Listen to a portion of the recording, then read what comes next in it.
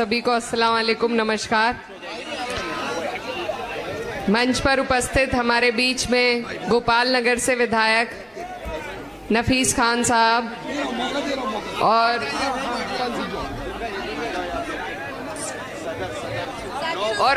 आजमगढ़ सदर से 9 बार के विधायक हमारे बीच में दुर्गा यादव जी, और यहाँ पर महाराष्ट्र समाजवादी पार्टी की जो पूरी टीम है, जो बहुत ही शिद्दत के साथ यहाँ पर चुनाव लड़ने और लड़ाने का काम कर रही है। मैं आपका सबका शुक्रिया अदा करना चाहती हूँ कि आप लोग इतनी बड़ी तादाद में यहाँ पर मौजूद हुए हमारी बात सुनने के लिए।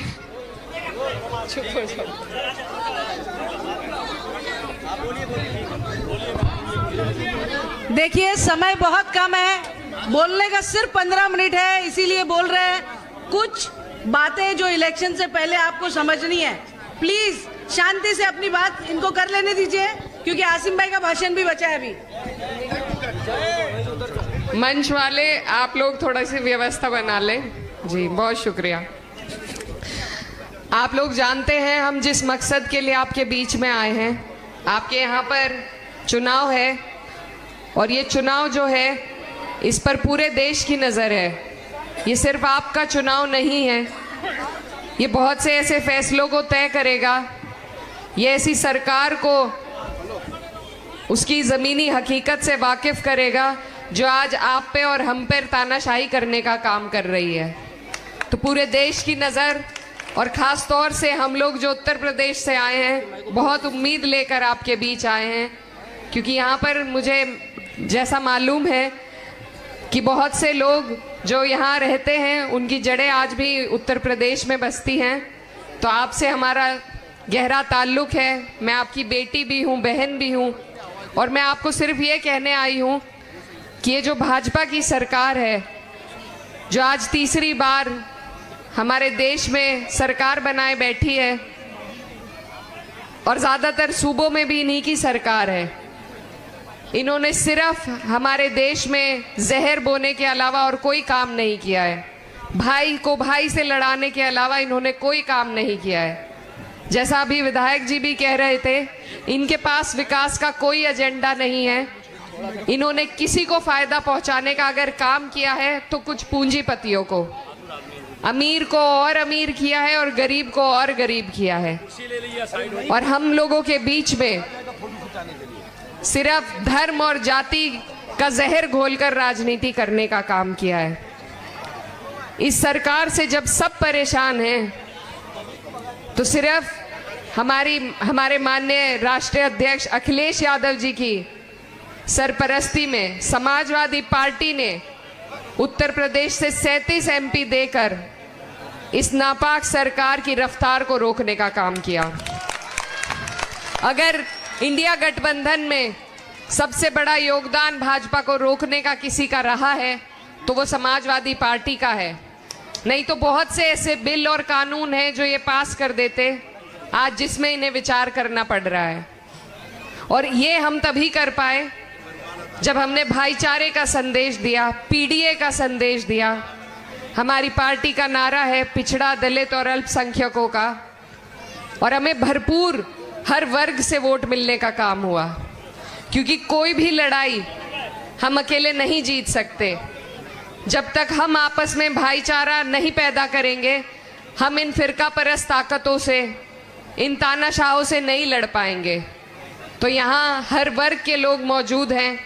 आप सबसे मैं यही कहना चाहती हूँ कि हमारी लड़ाई लंबी है, ये सिर्फ महाराष्ट्र की लड़ाई नहीं है। इससे आप कई लोगों को हौसला देंगे, हिम्मत देंगे, रास्ता दिखाने का काम करेंगे। और मैं ये कहना चाहती हूँ कि आप इतने खुशकिस्मत लोग हैं कि आपको इतना दमदार आमदार यहाँ से मिला है अबू आसिम साहब के रूप में, जो बहुत शिद्दत से, मेहनत से, ईमानदारी से आपकी लड़ाई लड़ने का काम करते हैं। गोवंडी के जो हाल पहले हुआ करते थे और जो हाल अब हैं, उसमें ज़मीन और आसमान का फर्क है। सिर्फ 2 विधायक होने के बावजूद जिस साफ गोई से, जिस जज्बे के साथ वो विधानसभा में आपकी आवाज़ उठाते हैं, तो मैं बस यही कहना चाहती हूँ कि ऐसे व्यक्ति को जिताना आपका हमारा सबका फर्ज है। हमारी पार्टी को एक अकेले वाहिद शख्स ने इस सूबे में जिंदा रख रखा है। अगर आप उनकी हिम्मत बनेंगे, उनका हौसला बनेंगे, तो वो आपकी लड़ाई इसी तरीके से जज्बे के साथ लड़ते रहेंगे। और आज हमें ऐसे ही लोगों की ज़रूरत है। तो आप सबसे मेरी यही गुजारिश है कि आने वाली 20 तारीख है, साइकिल का हमारा निशान है, और आप अगर हमारे आमदार अबू आसिम साहब को यहाँ से जिताते हैं तो आप लोग महाविकास अघाड़ी की सरकार बनाने के लिए वोट देंगे। देखिए, बहुत अच्छा हमें माहौल यहाँ पर महाविकास अघाड़ी के लिए लग रहा है और अपने भाई फहद भाई के लिए लग रहा है। तो हमें उम्मीद है कि यहाँ से जीत कर जाएंगे। सभी का, हर वर्ग का इन्हें प्यार मिल रहा है और इन्होंने जो संघर्ष किया है वो जनता को मालूम है सारा, और आगे भी इसी तरीके से संघर्ष करके जनता की लड़ाई लड़ेंगे।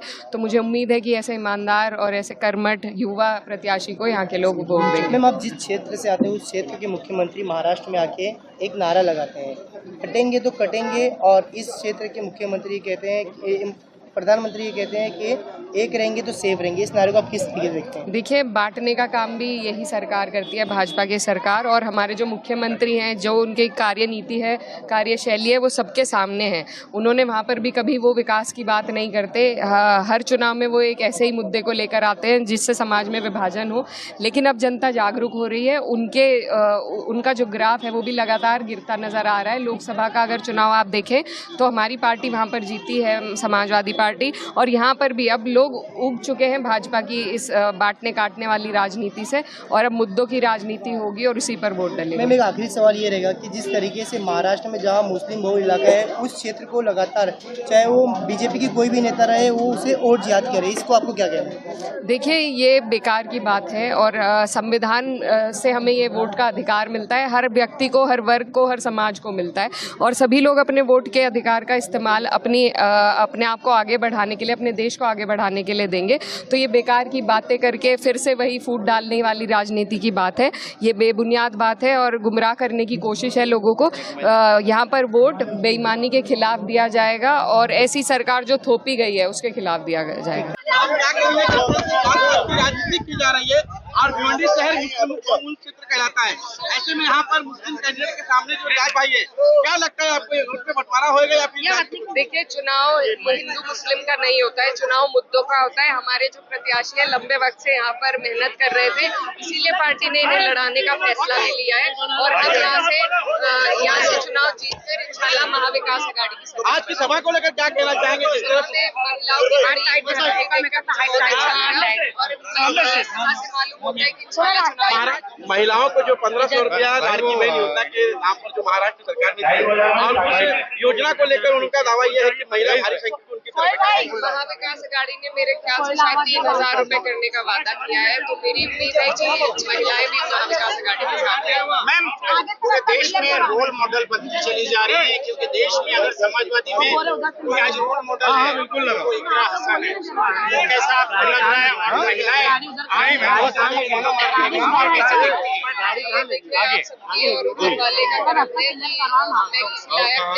अगर कोई चीज मेरी लोगों को अच्छी लग रही है तो मेरा काम है कि मैं उस पर कायम रहूं। समाजवादी पार्टी देश की तीसरी लार्जेस्ट पार्टी है, लेकिन उसके बाद भी मुसलमानों पर उत्तर प्रदेश में अत्याचार बंद नहीं हो रहा है, ये क्या कारण है?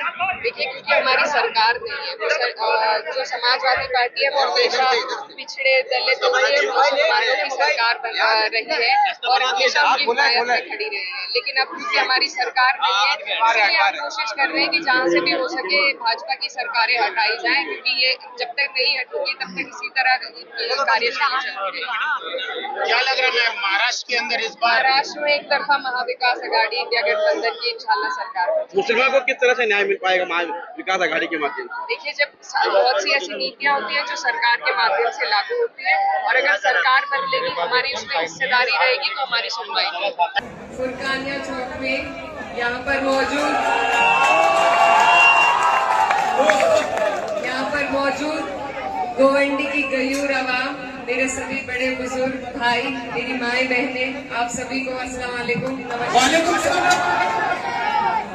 आज आपका ये जोश और आपका ये प्यार देखकर मुझे बहुत अच्छा लगा और मैं दिल की गहराइयों से आपका सबका धन्यवाद देना चाहती हूँ कि आप लोग यहाँ हमारी बात सुनने के लिए इकट्ठा हुए। और आप जानते हैं कि हम किस मकसद से आपके बीच आए हैं। आपके यहाँ पर पूरे देश की नजर है। महाराष्ट्र में चुनाव चल रहा है, लेकिन ये सिर्फ महाराष्ट्र का चुनाव नहीं है, ये आपके हमारे और हमारे बच्चों के आने वाले मुस्तकबिल का चुनाव है।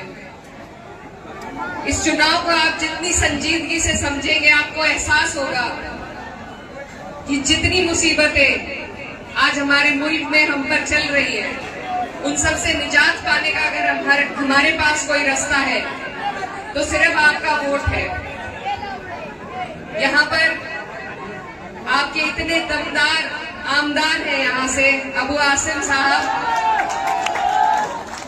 कि वो अकेले अपने दम पर समाजवादी पार्टी को महाराष्ट्र में जिंदा रखे हुए हैं और मैं उनकी हिम्मत को सलाम देती हूँ। वो जिस लगन से, जिस शिद्दत से, जिस ईमानदारी से आप लोगों के लिए काम करते हैं, मेरे वालिद समान है और इसीलिए अपना सारा काम छोड़कर उनके लिए मैं यहाँ पर आपके बीच आई हूँ। क्योंकि अगर ऐसा आदमी हारता है चुनाव, तो ये हम सब के लिए बहुत शर्मिंदगी की बात होगी। अगर आज मैं देखती हूँ हमारे उत्तर भारतीय बहुत भाई हैं, सिर्फ गोवंडी के नहीं बल्कि पूरी महाराष्ट्र में उत्तर भारतीयों की वो क़यादत करते हैं। जहां कोई भी मुसीबत पड़ती है, सबसे पहले अबू आसिम साहब वहां पहुंचने का काम करते हैं। इसीलिए आपने उन्हें कई बार वोट दिए, कई बार बनाया और उन्होंने साबित किया कि वो ऐसे वैसे आमदार नहीं, दमदार आमदार है। आज महाविकास अघाड़ी यहाँ पर गठबंधन में है। हम इंडिया गठबंधन का हिस्सा हैं और आपके बीच में चुनाव लड़ रहे हैं। और भी प्रत्याशी हैं, जैसा मुझे मालूम पड़ा 22 प्रत्याशी यहाँ पर चुनाव लड़ रहे हैं। हमारे अपने भी है कुछ, लेकिन अगर यहाँ पर सोचने की कोई बात है तो हमें सिर्फ अपने इलाके की राजनीति के बारे में नहीं सोचना है, पर पूरे मुल्क पे, आप पे, हम पे, हर एक व्यक्ति पे इसका क्या प्रभाव पड़ेगा वो सोचना है। जब आप किसी आमदार को चुनते हैं, उसका वोट राज्यसभा में गिना जाता है और ये जो भाजपा के साथ लगकर लोग आपके बीच में वोट मांगने आ रहे हैं, ये अपने नहीं है। जब वक्फ के बिल की बात आती है और पार्लियामेंट में हम देखते हैं तो एक नाथ शिंदे के जितने लोग हैं वो वक्फ बिल की जमीन के हड़पने के समर्थन में खड़े होते हैं। ये जो एनसीपी है अजीत पवार की, इनके समर्थन के जो लोग हैं, ये भी वक्फ बिल में हमारी जमीनें हड़पने के लिए उनके समर्थन में खड़े होते हैं। आज वही लोग आके आपसे आपका वोट मांग रहे हैं। ये आपके अपने नहीं है, ये भाजपा के साथ मिले हुए लोग हैं। जब कल को आप लोग बैठ के बात करेंगे कि हम क्या करें, किस तरीके से हम इस बिल को रोकें, किस तरीके से हम सरकार को रोकें, तो यही वो तरीका है जिससे आप रोक सकते हैं। अगर हम अपने लोगों के बहलाए फुसलाए में आकर भाजपा को जिताते रहे तो भाजपा इसी तरह हमारे ऊपर ये अनाप शनाप बिल लाती रहेगी और हमें परेशान करती रहेगी। मुझे मालूम है अभी कुछ दिन पहले बहुत से हमारे भाई यहाँ पर हैं जिन्होंने स्कैन करके अपना संदेश भेजा होगा वक्फ बिल के खिलाफ। भेजा था या नहीं? अगर उससे मजबूत एहतजाज आपको करना है तो वो भाजपा को हरा के ही आप कर सकते हैं। वो स्कैन से सिर्फ काम नहीं चलेगा। हर बार जब भाजपा खड़ी होगी, चाहे किसी के समर्थन से खड़ी हो, हर बार उसे हराकर ही हम उसे जवाब दे पाएंगे। तो ये सिर्फ गोवंडी की बात नहीं है, ये मुल्क में रहने वाले हर अमन पसंद व्यक्ति के लिए आपको वोट देना है। मैं उत्तर प्रदेश से आपके बीच आई हूँ और हम सब सिर्फ आप पर निगाह टिकाए बैठे हैं कि आप लोग क्या संदेश पूरे मुल्क को देने का काम करेंगे। और आपको इतने दमदार आमदार भी मिल रहे हैं साथ साथ, तो आपकी दो ही जीत चाह रहे हैं इनको नहीं जिताना है आपको। बताइए वक्फ के खिलाफ जो लोग हैं उनको वोट देंगे या नहीं देंगे? क्योंकि यही तरीका है हमारे पास इन्हें हराने का। तो आने वाली 20 तारीख है और साइकिल का हमारा निशान है। और हमारी जो पार्टी है, हमारी पार्टी ने हमेशा वंचितों की, किसानों की, मजलूमों की, मुसलमानों की बात करी है। जब जब हमारी पार्टी सरकार में आई है, कोई ऐसा इल्जाम हमारी पार्टी पर नहीं लगा सकता कि हमारी पार्टी ने धर्म के आधार पर कभी राजनीति करी है।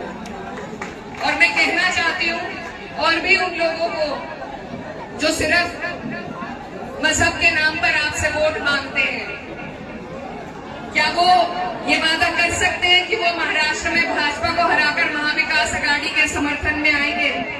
नहीं आते। हमें अगर अपने लिए कुछ करना है तो सबसे पहले सरकार बदलनी है।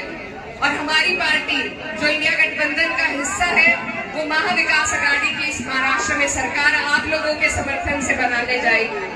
तो इसलिए आप सबसे मेरी यही गुजारिश है कि आप सरकार बनाने के लिए ऐसी सरकार जो आपकी हिमायत में खड़ी हो और ऐसे आमदार जो आपके लिए सबसे आगे खड़े होकर आपकी लड़ाई लड़ने का काम करें, उनको वोट देने का काम कीजिए। अगर आप उन्हें यहाँ से अगर कुछ ऊंच नीच हो जाती है तो आप सिर्फ आपका नुकसान नहीं होगा। मैं कहती हूँ समाजवादी पार्टी और हम जितने लोग उनकी तरफ एक कायद के रूप में देखते हैं, हम सबका बहुत बड़ा नुकसान होगा। तो मैं आपसे गुजारिश करती हूँ, यहाँ बहुत से लोग उत्तर प्रदेश के हैं, मैं भी उत्तर प्रदेश से आई हूँ, आपकी बेटी हूँ, बहन हूँ, और मैं आपसे गुजारिश करने आई हूँ कि यहाँ से अबू आसिम साहब जो हम सबकी दमदार आवाज है, उनको आने वाली 20 तारीख को साइकिल का बटन दबाकर बहुत वोटों से जिताने का काम करें। ये लड़ाई सिर्फ यहाँ की नहीं है, ये याद रखिएगा, ये लंबी लड़ाई है। लंबी निगाह रख के आपको वोट देना है। हमारे आमदार, दमदार आमदार को आपको यहाँ से जिता करके भेजना है। ऐसे लोगों के चक्कर में नहीं आना है जो भाजपा से डर के उनकी गोद में जाकर बैठ गए। हमें अपना सर कलम कराना मजबूत है, लेकिन हम अपना सर झुकाएंगे नहीं।